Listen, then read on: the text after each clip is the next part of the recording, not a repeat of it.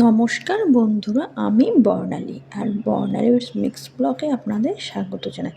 খুব কম সময়ে সুস্বাদু চিংড়ি মাছের মালাইকারি বানানোর রেসিপি শেয়ার করব। ভালো লাগলে আমার চ্যানেলটি সাবস্ক্রাইব করে দিও। এখানে আমি 200 গ্রাম চিংড়ি মাছ নিয়েছি। আর এখানে মশলা নিয়েছি, দেখো, একটু জিরে, একটু আদা, একটু ধনে আর 2টো শুকনো লঙ্কা। মশলাটা আমি শিলনোড়াতেই বেটে নিচ্ছি।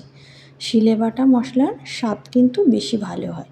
তারপর গ্যাসটা অন করে একটা কড়াই বসিয়ে দিয়েছি। কড়াইতে একটু সর্ষের তেল দিয়ে দিলাম। তেলটা গরম হয়ে গেছে। এবার একটা মিডিয়াম সাইজের পেঁয়াজ আমি কুচি করে নিয়েছি। এবার তেলের মধ্যে কুচি করা পেঁয়াজটা আমি দিয়ে দিলাম। দিয়ে খুন্তির সাহায্যে আলতো হাতে হালকা ভেজে নিচ্ছি।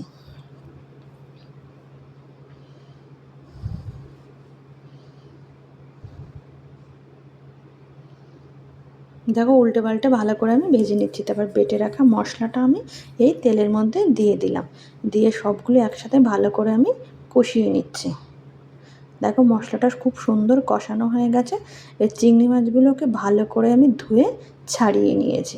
দেখো, চিংড়ি মাছগুলো আমি দিয়ে দিলাম, দিয়ে ভালো করে আমি কষিয়ে নিচ্ছি।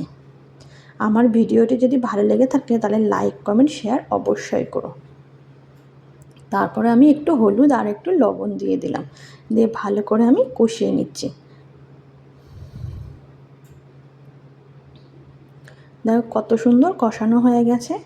আজকে আমি চিংড়ি মাছের মালাইকারি বানাবো আজকে গরুর দুধ দিয়ে। দেখো আমি কীভাবে বানাই। এবার এখানে আমি 1 বাটি গরুর দুধ নিয়ে নিয়েছি। এবার যে কষানো চিংড়ি মাছের মধ্যে আমি দুধটা ঢেলে দিলাম। তারপর খুন্তির সাহায্যে একসাথে সবগুলো আমি ভালো করে মিশিয়ে নিচ্ছি। মিশিয়ে নেওয়ার পরে দেখো 2 মিনিট ফোটানোর পরে ঝোলটা কতটা কমে এসেছে। এবার উপর থেকে আমি দিয়ে দেবো অল্প একটু চিনি। চিনির পরিমাণটা তোমরা তোমাদের মতো দিও। আমি একটু কম দিলাম, যেহেতু চিংড়ি মাছের মালাইকারিতে দুধ দিয়েছি, দুধ থেকে একটু কিন্তু মিষ্টি মিষ্টি হয়। এবার একটা পাত্রে নামিয়ে তৈরি হয়ে গেল আমার চিংড়ি মাছের মালাইকারি।